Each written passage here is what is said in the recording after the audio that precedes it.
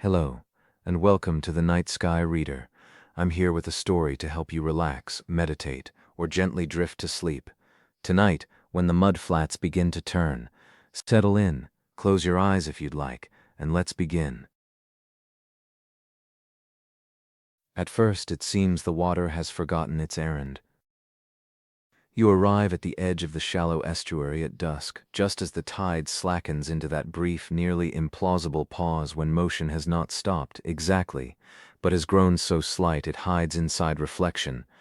In front of you, the small pool holds the last apricot color of the sky with the care of a polished stone. To your left, the mouth of a narrow creek opens onto the flat, its muddy water dark and quiet under a low bend in the bank. Along the farther edge, a fringe of salt grass stands in fine upright lines, each stem doubled by a dim reflection. Nothing announces itself. No broad current draws the eye. No bird startles up from the margin. If this estuary at dusk offers a beginning, it offers it in miniature. A thumb-sized leaf rests beside the creek mouth where the bank curves inward.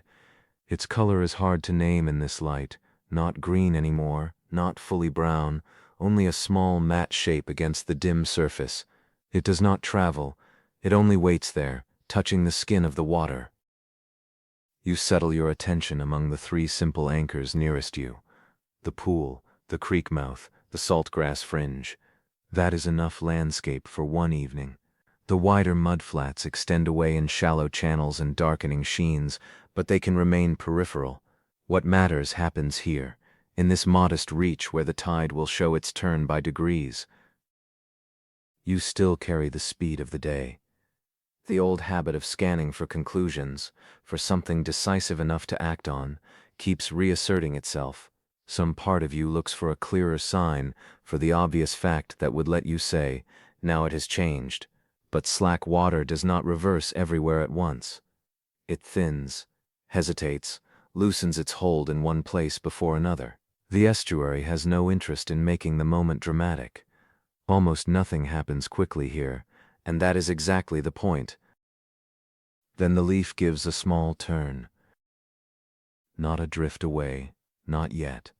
Only a slight rotation, less than half a circle, as if an unseen finger has nudged one edge. The reflected apricot breaks around it and closes again. The leaf settles, then tips back the other way.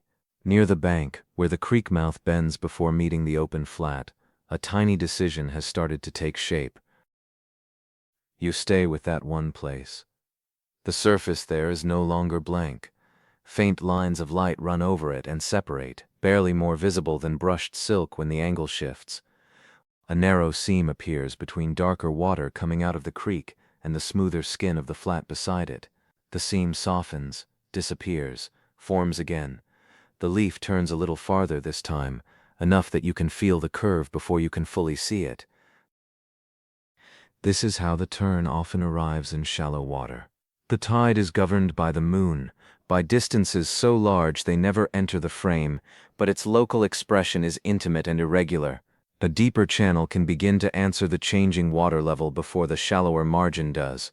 Friction slows one place more than another. Mud drags, grass stems catch. A bend in the bank asks the current to curl instead of running cleanly on, so the estuary does not reverse as a single body. It rearranges itself in patches and threads. The leaf circles once, slowly enough that the motion feels borrowed from the earth, rather than imposed upon it. Then it slips outward by an inch, stalls, and returns toward the same curve. Around it, the mudflat shows its own quiet variety. Near your feet, the mud is firmer, ribbed where earlier water passed over it, and withdrew, leaving delicate lines no wider than a fingernail. Farther down, where the bank darkens into the channel, the surface looks satin soft and full of water, a skin that would take the print of a bird's foot and hold it. Along the edge, fresh wetness deepens the color from gray-brown to almost black. Suspended silt in the shallows gives the water its opaque body, muting whatever lies below and turning the surface into a place of reflection first, depth second. You glance back at the pool. It remains more still than the creek mouth, almost self-contained, as if it has not yet received the message. The apricot sky inside it has already dulled toward pewter. Only at the far rim, where a slight indentation in the mudbank narrows the water into a neck, does a small curl gather and vanish. The pool is slow to answer because it is shallow and broad, with no direct force urging it one way or the other. It changes by persuasion. At the grass fringe, the signs are smaller still. Thin streaks of reflected light lie between stems like threads drawn through dark fabric. A floating fleck of plant matter trembles but does not depart. Here the water has many small obstacles. Each grass stem interrupts a little. Each root roughens the passage. Each low hump of mud splits the flow into quieter lanes. The result is not disorder but fine-grained delay. Where water meets resistance, it often becomes more readable, not less. The air cools enough that you notice your skin again. Earlier warmth still lifts from the ground in faint stored traces, but above the mud the evening has sharpened by a degree. The smell of the estuary grows clearer with the fall of temperature. Salt first, then wet earth, then the green bitter sweetness of salt grass and marsh plants releasing their scent as the heat goes out of the day. It is a clean smell, mineral and vegetal at once, with none of the heaviness of inland soil. A distant bird calls once, already receding into the wider marsh, and then the thin hush of water resumes its place. The leaf turns again. You could call it a tide eddy now, though only a small one, a beginning more than a formed shape. The interesting thing is not that it spins. The interesting thing is that it spins in place while nearby water still seems uncertain. One part of the estuary has started to answer. Another part is still listening. You return to the pool because it asks for patience of a different kind. The surface, darker now, reflects less color and more tone. Pewter gives way to a muted blue-gray that flattens the sky into a single calm layer. The pool no longer glows. It receives. At first glance it could pass for still water entirely, but when you keep looking, finer motions begin to separate themselves from the reflection. At the rim nearest the grass, a line no thicker than a pencil lead drifts along the bank and folds back on itself. Between two stems, a tiny V opens and closes where water threads through a narrow gap. A bubble appears, holds at the surface, then slides sideways rather than outward. These are small proofs, but together they have the steadiness of evidence. The tide is not making a spectacle of its turn. It is organizing one. The salt grass stands half in silhouette now. Its lower stems are lost in shadow where they enter the mud, but the upper portions still catch enough sky to remain distinct. Salt marsh grasses do this useful work without ceremony. Their roots bind the soft banks. Their stems slow the water at the margins, trapping silt, catching fragments, softening wavelets, dividing one current into many lesser ones. Watching the water move among them, you can see how shape enters a flow. The current does not resent interruption. It takes form from it. Around one buried tuft near the pool's edge, a slight circular motion repeats. It never becomes a full visible whirl. It is more like a hesitation that returns to the same place each few seconds, loosening, reforming, brushing a sliver of reflected sky into a narrow arc. A shell fragment lodged in the mud just below the surface helps. So does the uneven lip of the bank. So does the modest depth of the water. The elements are ordinary. The result is precise. The light continues thinning. With less color to distract the eye, motion grows easier to read. The wider flat beyond your small chosen ground becomes less legible, but the creek mouth, darker and more contained, begins to stand out. It has always been the most active point here. The bend in the bank gives the current a place to collect its turning. You look back to it again. Now the pattern holds. The leaf has moved from being an indicator to being a participant, taken up into a slow, stable rotation beside the curved seam where creek water meets the flat. It circles once, not perfectly round but in an oval pulled slightly toward the bank, then drifts outward as if released. A moment later it is drawn back to the same quiet track. The water there has become layered. A darker strand from the creek slides past smoother, paler surface water lying over the flat, and where the two meet, the boundary curls. You can see it because one texture passes another, one faint tone leaning against the next. This is the clearest turning point of the evening, though it is still made of subtleties. The deeper channel commits before the shoaler margins do.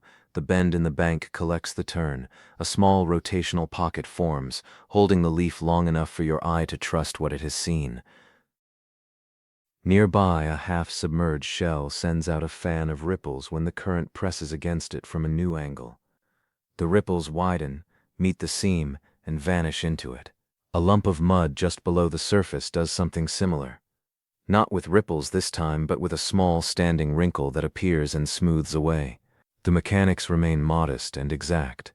Depth, drag, shape, timing, nothing more elaborate than that. Nothing less. The creek mouth darkens from brown to a blue-gray, almost the same as the sky, except where silt keeps it opaque. The pool, by contrast, has become a dim pane. The grass fringe is less a row of stems now than a fine brush of vertical dusk. As visual detail simplifies, the turning seems more coherent, not less. You are no longer pulled toward every small distinction. The repeated pattern at the creek mouth is enough. And because it is enough, something in you begins to loosen. Earlier, you kept trying to decide exactly which way the water was going, as if the estuary should provide a single answer. Now that answer feels unnecessary. The current here is not a clean arrow. It is a set of local responses to a larger change in level and pull. One pocket circles. One seam advances. One margin lags. The tide becomes legible not as a line on a diagram but as behavior spread across a surface. Watching it, you stop trying to master the whole arrangement at once. The leaf makes another round, a little slower. It touches the seam, glances away, returns. The need to map begins to soften under repetition. The estuary explains itself best through recurrence, not resolution. The sound near the creek mouth has changed as well. It is still quiet, but not with the same quiet as before. During slack water, the hush was broad and almost blank. Now it contains a thread of direction, a low slipping noise where moving water brushes the muddy edge. Once or twice a faint touch, not quite a drip, not quite a lap, where the current meets a stem or a notch in the bank. Nothing sharp. Only contact. You look from the creek mouth back to the pool, then to the grass, then to the creek again, not because you are searching now, but because the three places belong together. The pool remains the slowest. Its dark surface reflects a simpler sky, nearly colorless except for one pale strip where the west still lingers.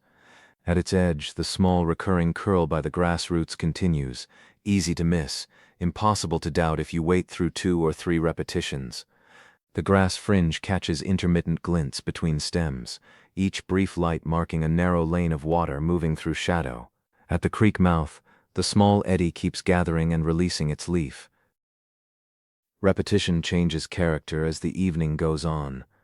At first it can feel like delay, as if the scene is withholding its point. Then it becomes confirmation.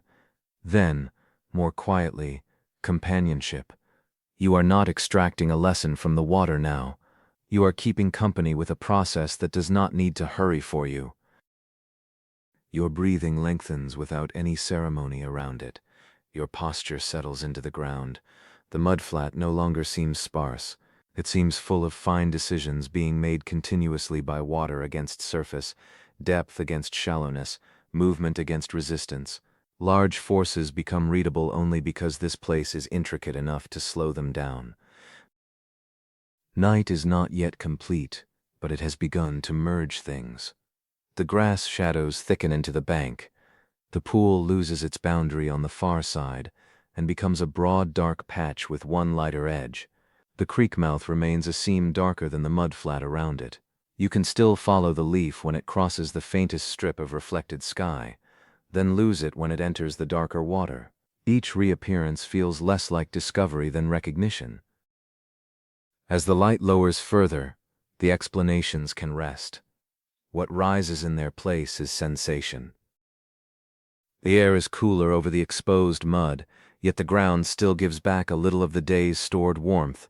Your hands, if you notice them, feel the change first in the fingertips. The smell of salt and mud remains steady, with the faint, sweet edge of marsh growth underneath. Sound has narrowed to essentials, a delicate hush from the creek mouth, a softer, nearly inaudible shifting at the pool's edge, and once, a small brushing noise where water passes through the grass stems. The wider world beyond your chosen patch has become indistinct. That seems helpful rather than limiting. The eddies themselves are harder to isolate visually now. You no longer trace each one from beginning to end. Instead, you feel the pattern in brief returns. A small holding at the creek mouth, a loosening near the pool, a slight curl among the stems, then the same sequence again after a few breaths. The estuary is darker now, but more legible, not to the eye in detail, but to attention as rhythm. This is often how evening works in tidal places. When surface distinctions diminish, the larger pattern can come forward. The eye stops chasing novelty, the ear takes up some of the work, the skin takes a little more, the body becomes less interested in cataloging and more willing to receive. The estuary earns its calm not by blurring the facts but by letting them grow quiet once they are known. The pool is now a muted pane with one narrow line of sky laid across it like brushed tin. The creek mouth is a dark thread entering from shadow. The grass fringe has become a soft comb against the last diluted light. Somewhere near the bend, the leaf still turns, or something like it, another fragment, another small floating shape. You do not need to know which. The turning continues whether or not you can identify every participant. And so the final effort falls away. Not the effort of seeing exactly, but the effort of keeping score. You no longer need to confirm each motion as proof that the tide has turned. The reversal is complete enough now to exist as background truth. Water enters where before it waited.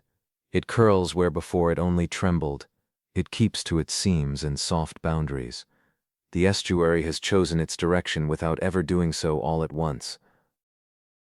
What you have become sitting here is simply a witness, not measuring, not concluding, only present to a place that continued its patient work whether or not you watched it, and that asked nothing of you in return except this, to stay still long enough that the stillness became your own. You remain beside the same three anchors: the pool, the creek mouth, the grass edge. They are mostly shapes now, held by memory as much as by sight. You know them in the modest way one knows a place after sitting still with it long enough. The tide eddies continue in the dark, forming and loosening along the bank. The little circular hold at the creek mouth may still be catching the leaf, releasing it, catching it again. The pool's edge may still be gathering a brief curl by the rooted grass. The stems may still be parting the water into fine lanes that glint only when some last remnant of sky reaches them. You do not need to verify these things separately. The pattern has become trustworthy. Above all of it, the cause remains distant and quiet. The moon's pull does not appear here as grandeur. It appears as timing, as pressure translated through channel depth, mud texture, bank shape, shell-rooted grass. It appears as one small estuary, giving itself over to a change that is both local and immense. That scale feels right for early night, large enough to continue without you, small enough to have been known for a while. The remaining light thins to a faint thread laid across the water and then thins again. The pool holds less reflection now. The creek mouth is nearly only a seam. If the leaf is still there, you can no longer clearly pick it out. But you can still sense the place where it was turning, the curved pocket beside the bank where motion gathered softly and returned to itself. The turning goes on, whether watched or unwatched, as it has before and will again. In that continuing, the evening grows simple. Water along mud, dark grass at the margin, a slow circular hold near the creek, then less to see and still the same pattern, then dark water carrying it forward. Thank you for spending this time with the Night Sky Reader. May your night be peaceful. Until next time, Rest well.